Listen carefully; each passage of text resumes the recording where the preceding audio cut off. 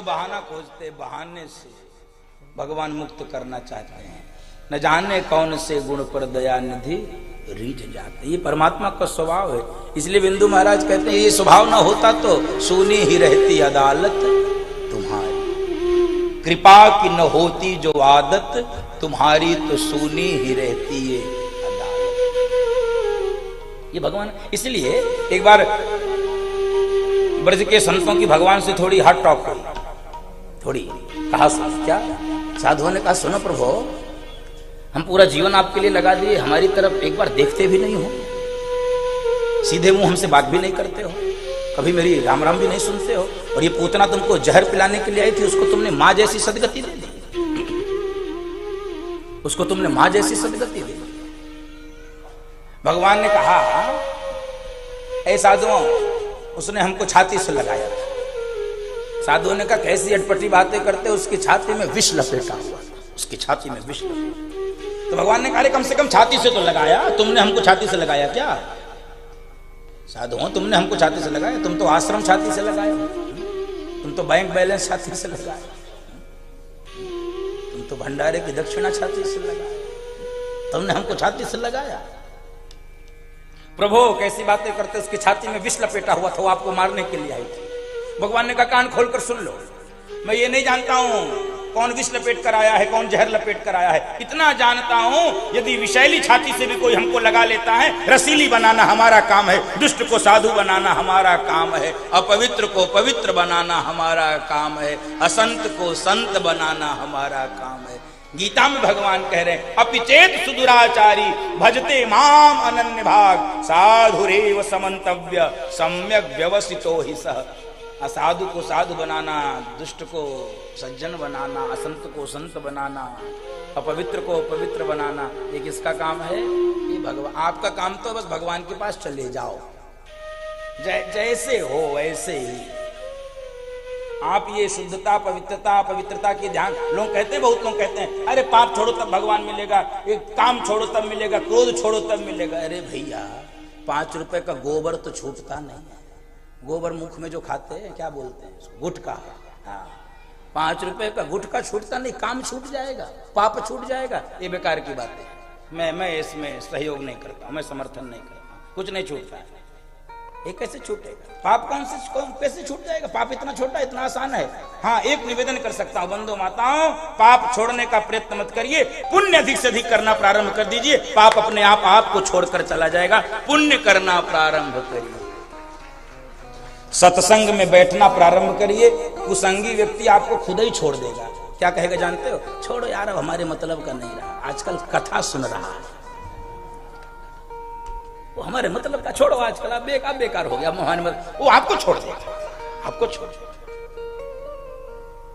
कुसंग छोड़ने का प्रयत्न करोगे तो नहीं हो पाएगा। सत्संग में बैठना शुरू करो, छोटी रेखा मिटाने की अपेक्षा बड़ी रेखा खींच दी जाए, ऊर्जा का संरक्षण भी होगा, समय नष्ट होने से भी बच जाएगा।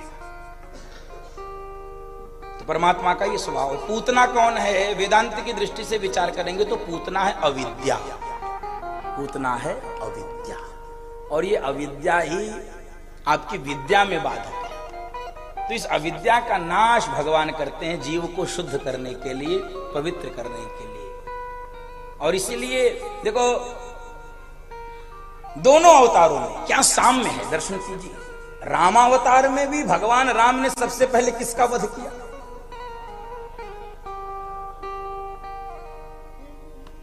एक ही बाण प्राण हरि दीना,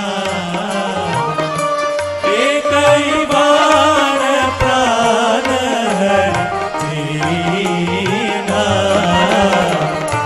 दीन जानिते ही निज पद दीना, दीन जानिते ही निज पद दीना।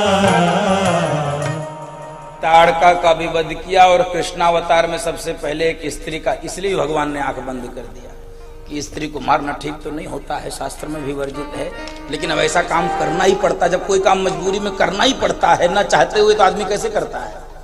आंख मूंद कर ही करता है।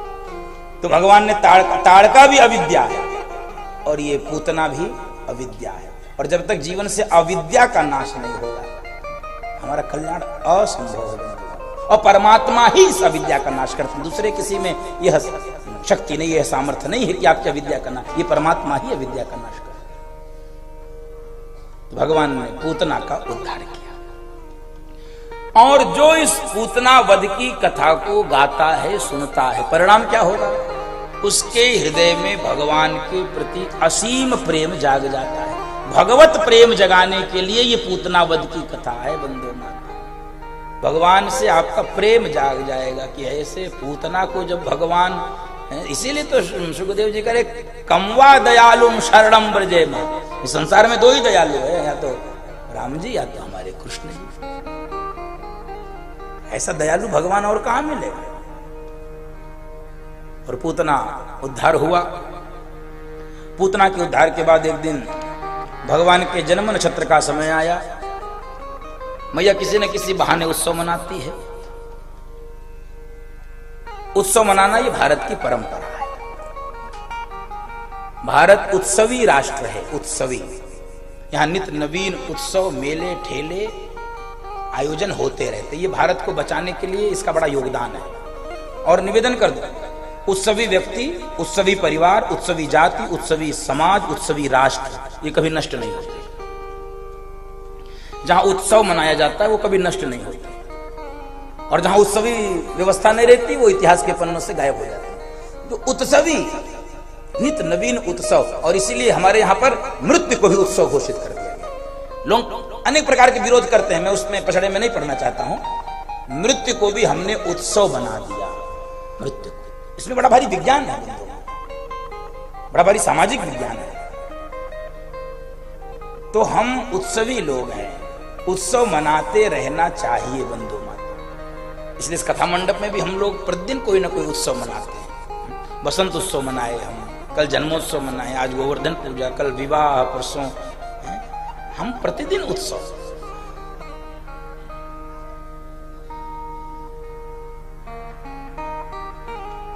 मैया भगवान का खूब बढ़िया श्रृंगार करके, टीका ढिठौना लगा के, बढ़िया पीतांबर पहना के, दूध आदि पिला के पालने में लिटा दिया। और मैया भगवान को देख रही थी। अचानक से भगवान ने करवट बदला। अरे मैया तो उछल गई। अरे लाल जी ने करवट बदला, लाल जी ने पहली बार करवट बदला। अरे नाई को बुलाया, अरे बिलौआ भेजो पूरे ब्रज में। अरे गुहार लगा, नाई ने गुहार लगाया। अरे करवट बदलने का न्योता। अब सोचो जरा, करवट बदलने का भी न्योता। ये दर्शन है भारत का, ये दर्शन है। इस सीमा तक जाके उत्सव मनाना चाहिए। हम लोग तो उत्सव में भी मुंह बना के बैठे रहते हैं। कुछ लोगों की आदत हो गई मुंह बना के रहने की। इतना प्रेशर नहीं लेना चाहिए, जो होगा सो देखा जाएगा। हंसते रहिए, मुस्कुराते रहिए, उत्सव मनाते रहिए। आपने देखा होगा बहुत लोग हंसने की बात पे हंसते भी नहीं है। हाँ, रोने की बात पे रोना तो दूर, हंसने की बात पे यदि हंसी नहीं आती है तो हमको लगता है आपको किसी मनोचिकित्सक को दिखाना चाहिए। आप एक गंभीर मनोरोगी हो सकते हैं। हंसने की बात पे हंसी, उत्सव की बात पे उत्सव होना ही चाहिए। आनंद के अवसर पर आनंद होना ही चाहिए। उस समय भी यदि मुंह लटका के बैठे तो परमात्मा ने इस संसार में किसी और को ये व्यवस्था दी नहीं कि कोई और मुस्कुरा सके। मनुष्य ही मुस्कुरा सकता है, इसलिए मुस्कुराते रहिए। आते जाते यूं ही मुस्कुराया करो, राम बोला करो, राम गाया करो, राम बोला करो, राम गाया करो।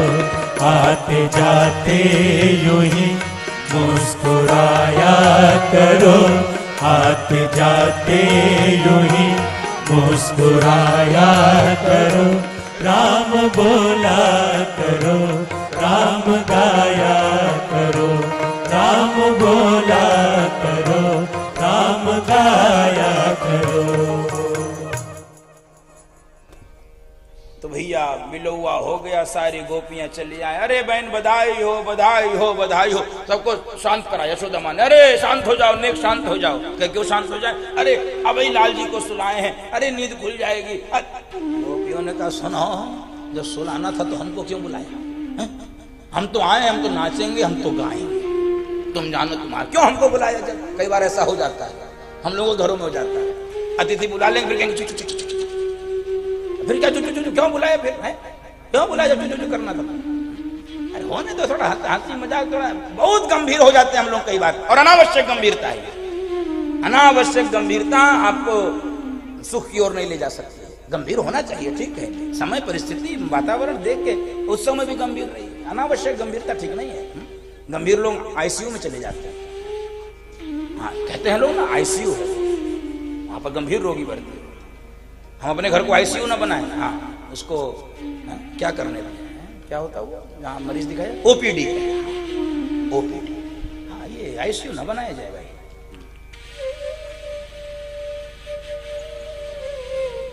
तो मैया, अब मैया का नाम यशोदा है जो सबको यश देके, अच्छा रुक जाओ, नेक रुक जाओ, अभी हम व्यवस्था बनाते हैं नाचने और गाने की। मैया ने सारे वो आंगन में जो फैले थे अचार, खटाई, मिठाई, दूध, दही, घी, माखन के सारे पात्र हैं, जार और मटके और ये सारे हैं, ये उठाए और बाहर एक बैलगाड़ी रखी थी, बंधु माता बैलगाड़ी, उसी बैलगाड़ी के ऊपर रख दिया। अब मैया ने सोचा लाल जी का, तो लाल जी का पालना उठाया उसी बैलगाड़ी में, टांग दिया नीचे, लाल जी को नीचे टांग दिया। अब अंदर बढ़िया आनंद हो रहा है, बधाई गाई जा रही है, उत्सव मनाया जा रहा है।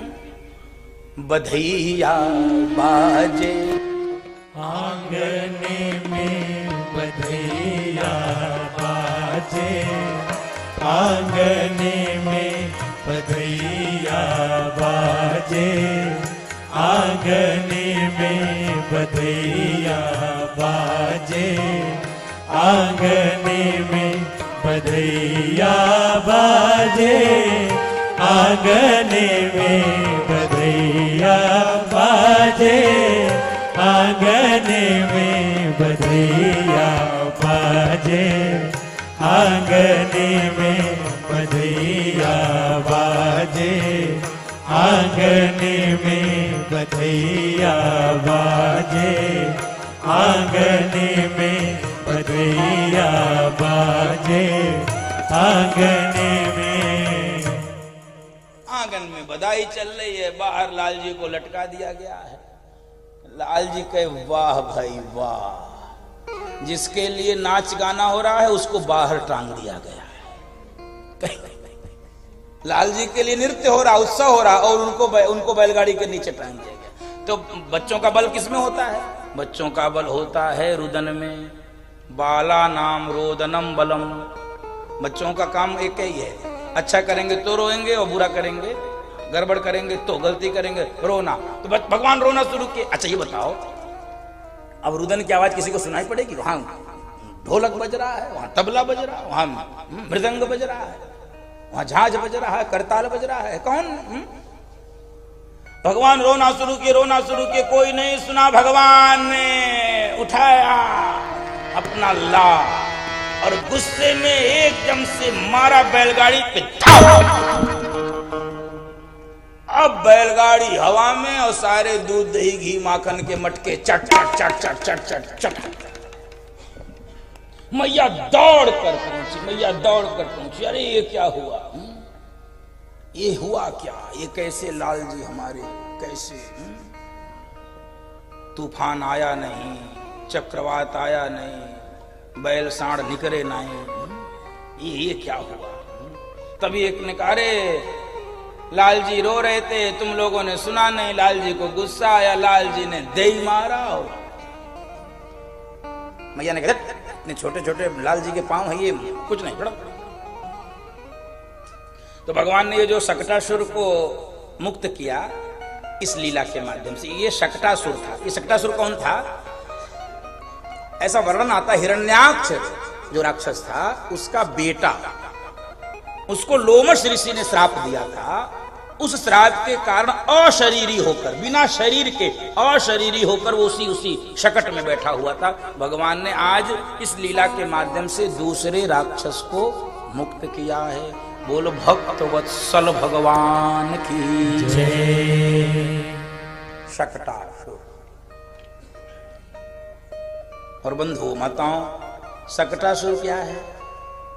पूतना थी अविद्या, तो शकटासुर क्या है? जड़वाद। शकटासुर कौन है? जड़ता। और बंधु माताओं, जब अविद्या जीवन में हावी होती है तो जड़ पदार्थों का महत्व बढ़ जाता है, चेतन का महत्व घट जाता है। और यही हम लोग करते हैं जो यहाँ पर यशोदा मां ने कर दिया। जड़ वस्तुओं को महत्व देते हैं और चेतन को गौड़ स्थान पे रखते हैं। दूध दही घी मक्खन कहाँ रखा है? ऊपर। और लाल जी नीचे। जड़ वस्तु ऊपर और चेतन नीचे। कई बार हम लोग भी यही करते हैं। घर में सबसे छोटा स्थान किसका? भगवान, सीढ़ी के नीचे। वैसे तो भगवान सब जगह है, कोई बात नहीं, ना रखने पर तो कोई बहुत बड़ी कोई वैसी बात नहीं है। भगवान सब जगह दर्शन करो कण कण में, लेकिन रखो तो जरा लगे हाँ भगवान जी का स्थान है, ठाकुर जी का स्थान है, ऐसा लगना चाहिए। बंधु, हमारे भी जीवन में जड़ वस्तुओं की प्रधानता हो जाती है और चेतन का धीरे धीरे प्रभाव कम होने लगता है। कहीं ऐसा ना हो जाए, इसलिए भगवान ने शकटासुर के मुक्ति से हम लोगों को यह संदेश दिया है कि जीवन में चेतन का प्रभाव होना चाहिए, जड़ का प्रभाव नहीं। और बंधु माताओं, एक दिन मैया भगवान को उछाल उछाल कर खिला रही थी। कन्हैया किलकारी मार के हंस रहे थे और जैसे ही उछालना बंद करे भगवान रोने लगे। बच्चों का स्वभाव होता है, जब तक उछालते रहिए तब तक। अब बुढ़ापे का शरीर, मैया कितनी देर उछाले, और जैसे ही रोके वैसे ही रोने लगे। तो मैया को लगा चलो दूध पिला दिया। अब मैया भगवान को दुग्ध पिला रही थी। माधव मुग्ध होकर दुग्ध पान कर रहे थे। बंधु माता स्तनपान कर ही रहे थे, तभी देखा भगवान ने, ओ हो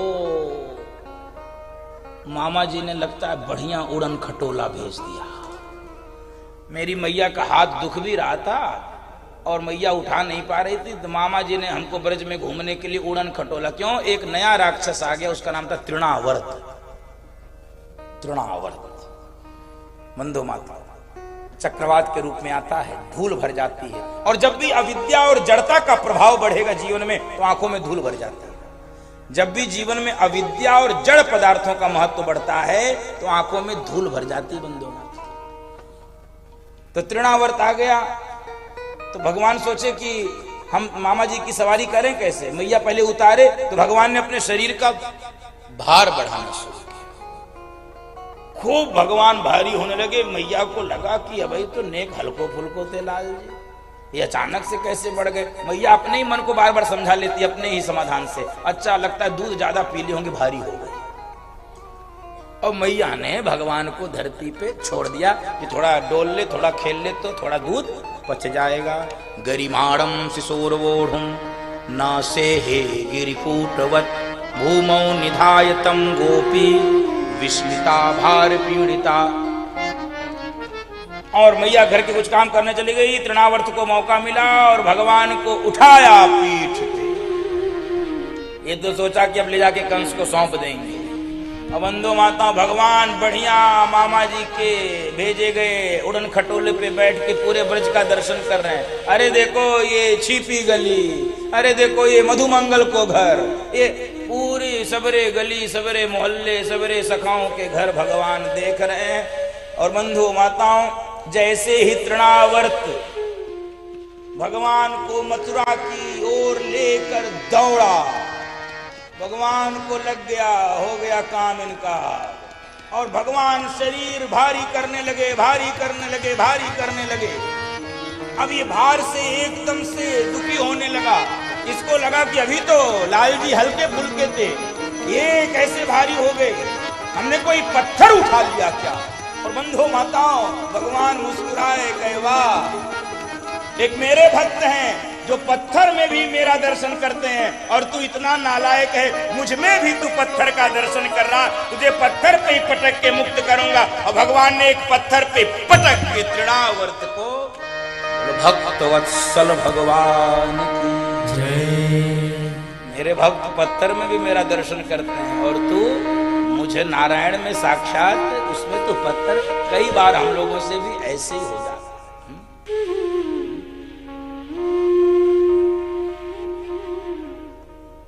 और तृणावर्त को मुक्त किया। तृणावर्त जब आता है तो आंखों में धूल भर जाती है बंधु माताओं। और भगवान ने इस प्रकार से अविद्या का नाश किया, जड़वाद का, जड़ता का नाश किया और कामना, ये कामना का नाश किया। तृणावर्त है कामना का सूत्र, तो इस कामना का भी मैया फिर तृणावर्त के गिरने से जब आवाज हुई, मैया परेशान हुई। मैया लाल जी को खोजने के लिए गई, लाल जी तो मिल गए। मैया समझ नहीं पा रही आखिर ये रोज क्या हो रहा है, कैसे लाल जी यहाँ तक आ गए। तब बच्चों ने, ग्वाल बालों ने सुनाना शुरू किया, ऐसे लेके भाग रहे थे तृणावर्त और भगवान ने ये किया वो किया। मैया कुछ भी सुनने को तैयार नहीं। मैया बस भगवान से यही कह रही है कि लगता है सब अपने पाप से मर रहे हैं, मेरे कन्हैया के इसमें कोई दोष काहू न को सुख दुख करता निज कृत करमा भोग सब भ्राता काहू न को सुख दुख करता निज कृत करमा भोग सब भ्राता काहू न को सुख। कोई किसी के सुख और दुख का दाता नहीं होता, अपना कर्म ही व्यक्ति को सुखी और दुखी करता है, वो भोगना ही पड़ता। अवश्यमेव भोक्तव्यम कृत कर्म शुभाशुभम, शुभ व अशुभ कर्मों के फल को भोगना ही पड़ता। और मैया एक दिन भगवान को दूध पिला रही थी, दूध पिलाते पिलाते जब दूध पीना छोड़ नहीं रहे थे तो मैया गुलगुली कर रही थी, गुदगुदी कर रही थी। और एक बार गुदगुदी की तो भगवान के मुख से स्तन छूट गया और भगवान खिलखिला के जब हंसे, मैया ने भगवान के मुख में देखा, ओ हो करोड़ों ब्रह्मांड, करोड़ों नक्षत्र, करोड़ों तारा, करोड़ों सूर्य चंद्रमा, सब बड़े बड़े समुद्र सागर नदियां सब भगवान के मुंह में दिख रहे थे। मैया एकदम से आंख बंद कर ली, अरे ये हम क्या देख रहे हैं। और भगवान ने ऐसी लीला की, जब मैया आंख खोली तो सारी गायब। भगवान ने ये विश्व रूप का दर्शन क्यों कराया? भगवान कहना चाहते हैं कि मैया तुम देख, सोच रही थी कि मेरा पेट खराब हो जाएगा ज्यादा दूध पीने से, तो इसलिए तुम गुलगुली कर रही थी। हम दिखाना चाह रहे थे, देख लो मेरा पेट कितना बड़ा है, इसलिए दूध दही घी मक्खन से हमको रोकना नहीं, देख लो। तो भगवान ने पहली बार अपने विश्व रूप का दर्शन मैया यशोदा को 2 बार कराया है। और भगवान जिससे बहुत प्रेम करते हैं, जिसको अपना मान लेते हैं, बना लेते हैं, उसको ही अपने विराट स्वरूप का, विश्व स्वरूप का दर्शन कराते हैं। आज यशोदा मैया को भगवान ने अपने विश्व रूप का दर्शन।